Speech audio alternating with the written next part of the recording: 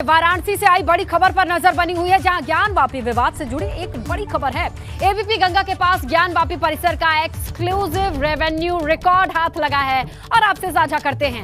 140 साल पुराना, जी हां 140 साल पुराना ये रेवेन्यू रिकॉर्ड है, एबीपी गंगा के पास मौजूद है और आप ये देख सकते हैं। खास तौर पर सन 1882 और 83 का रेवेन्यू रिकॉर्ड है।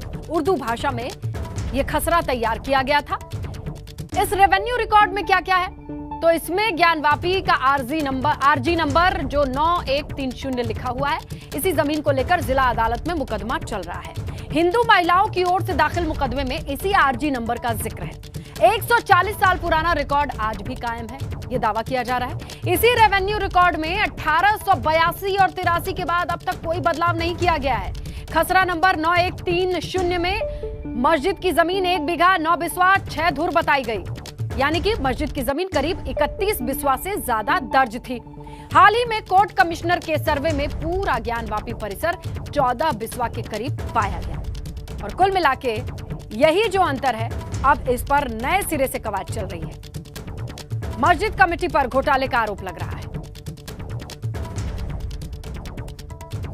वाराणसी की ज्ञानवापी मस्जिद की जिस जमीन को लेकर विवाद छुड़ा हुआ है, एबीपी चैनल के पास एक्सक्लूसिव तौर पर उसका रेवेन्यू रिकॉर्ड मौजूद है।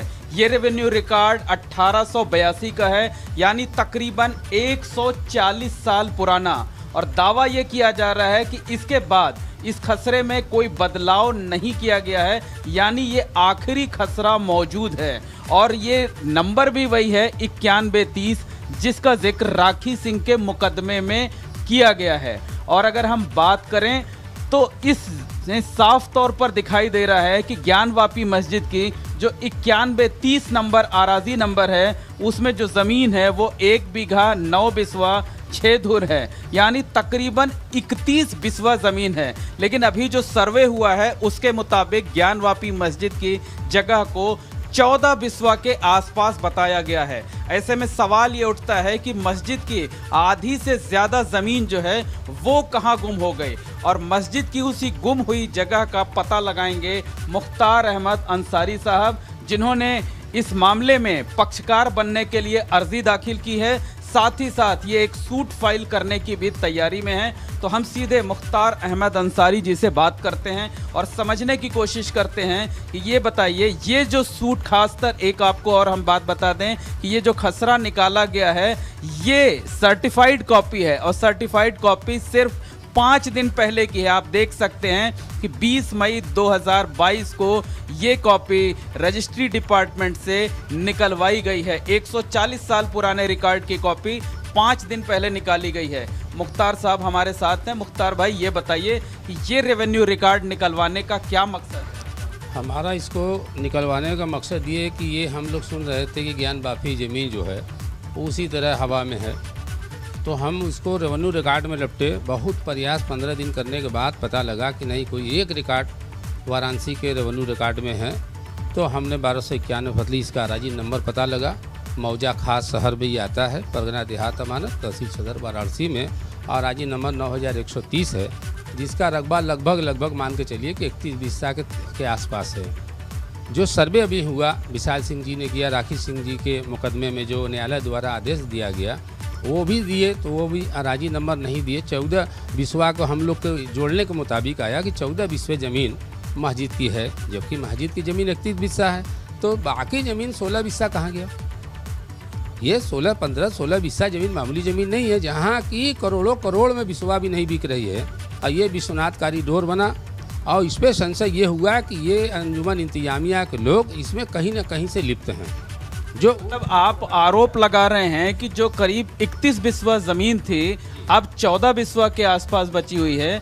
तो मस्जिद इंतज़ामिया कमेटी जो है, अंजुमन इंतज़ामिया कमेटी, उसने ज़मीन जो है वो कहीं बेच दी है या किसी को दे दी है, या कहीं और इस्तेमाल हो गई या कब्ज़ा हो गई, क्या कुछ है? क्या जानना चाहते हैं? हम ये जानना चाहते हैं कि अगर ये ज़मीन जब पूरा थी तो ये ज़मीन कम कैसे होगी? अगर कम कभी किसी कारणवश हुई तो आवाम को बताना चाहिए ना। अब आप बताइए कि आप खुद जो है आपने इस मामले में पक्षकार बनने के लिए अर्जी दी हुई है, आप एक सूट फाइल करने की भी तैयारी में हैं। क्या जानना चाहते हैं, क्यों आप पक्षकार बनना चाहते हैं? हम उसमें पार्टी बनने के लिए 110 में एप्लीकेशन दिए हैं माननीय न्यायालय में, इसलिए कि जो राखी सिंह जो वाद पत्र दाखिल किया है उसमें हमने अपना 110 में पार्टी बनने का एप्लीकेशन दिया है।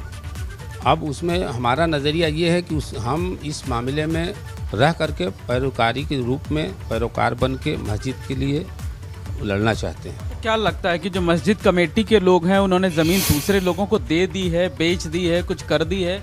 ये तो वही लोग बताएंगे ना।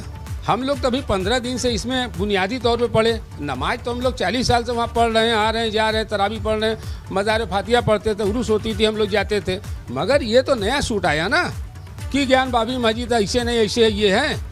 तो हमारा ये हमको ये लगा कि पहले हम कागज़ के तलाश में पढ़े। तो भाई एक नगर निगम में मकान नंबर है, वक्फ बोर्ड में दफ़ा 37 की नकल है, बनारस कलेक्ट्रेट में जो है रेवेन्यू बोर्ड में 1291 फतली जिसको 1883 का बंदोबस्त करते हैं। जो चलिए इस पूरे मामले पर हमारे सहयोगी मोहम्मद मोइन का रुख करते हैं, जिन्होंने बातचीत की है और इस पूरे मसले पर जो कागज दिखाए गए हैं उसे देख करके भी आए हैं।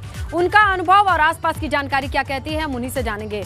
मोइन, ये बताइए कि अभी तक हिंदू पक्ष का दावा था अपना कि मस्जिद की जमीन पर मंदिर हो सकता है, लेकिन ये तो बड़ा दावा पेश किया जा रहा है कि मस्जिद की जमीन गई कहाँ और इंतजामिया कमेटी पर ये बड़े आरोप लगा रहे हैं। क्या क्या चीजें हैं जो इस पूरे मामले में पहलू बन करके सामने आई हैं?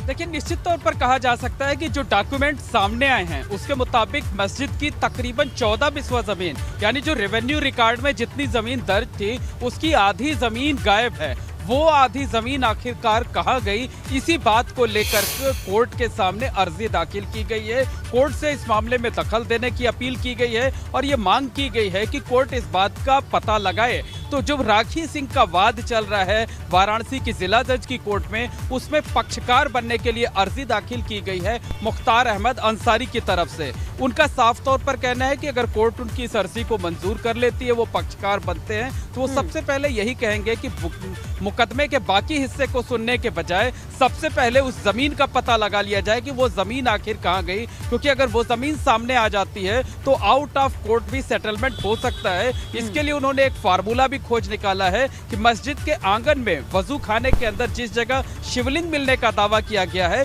तो जांच के बाद अगर ये प्रमाणित हो जाता है कि वहां पर शिवलिंग है, तो जांच के बाद वो जगह हिंदुओं को दे दी जाए। और जो पुरानी जगह है नया एंगल सामने आया है और इसकी डिटेल्स हम लगातार दर्शकों तक पहुंचाएंगे। मोइन, आपकी ये जानकारी पर हमारी नजर बनी हुई है, लेकिन अभी वक्त एक छोटे से ब्रेक का है। तो देखिए, ज्ञानवापी मसले पर ये तीसरा एंगल सामने आया है कि जहां को एक शख्स आते हैं और कहते हैं कि हमारे पास कुछ डॉक्यूमेंट है, पेपर है और मस्जिद कमेटी की तरफ से कुछ बड़ा चंक जमीन का गायब है। वो गया कहां? देखिए, ज्ञानवापी मामले में एक नया एंगल आ गया है, एक नया ट्विस्ट है और इसी पर हमारी नजर बनी हुई है। हम रुक करते हैं हमारे सहयोगी मोहम्मद मोइन का, वो आपको बताएंगे और समझाएंगे कि किस तरीके से इस नए एंगल पर कानूनी कार्रवाई आगे बढ़ेगी। जी मोइन।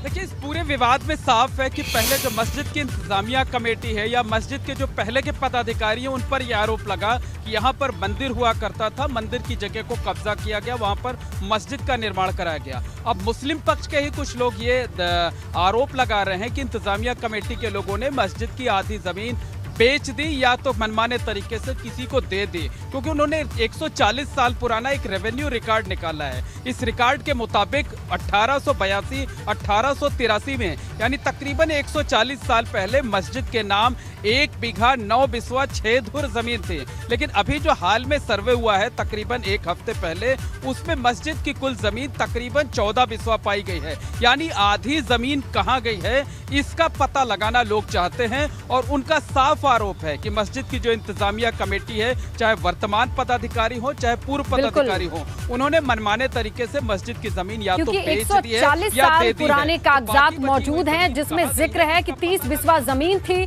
और नापी और आंकी जा रही है 14 बिस्वा वर्तमान में। तो बाकी की जमीन कहाँ गई, ये एक बड़ा मसला है। अब ये कोर्ट पहुंचेगा, कोर्ट से कैसी अपडेट आएगी, कोर्ट का रुख क्या रहेगा, इस पर हमारी नजर रहेगी। शुक्रिया मोइन तमाम जानकारी के लिए। सूत्रों के हवाले से बड़ी खबर मिल रही है। कपिल सिब्बल सपा कार्यालय पहुंचे हैं। सूत्र बताते हैं अखिलेश यादव के साथ मुलाकात चल रही है। देखिए, कपिल सिब्बल के मुलाकात की बड़ी खबर आ रही है। सूत्रों के हवाले से ये खबर आ रही है जहां अखिलेश यादव के साथ मुलाकात चल रही है कपिल सिब्बल की।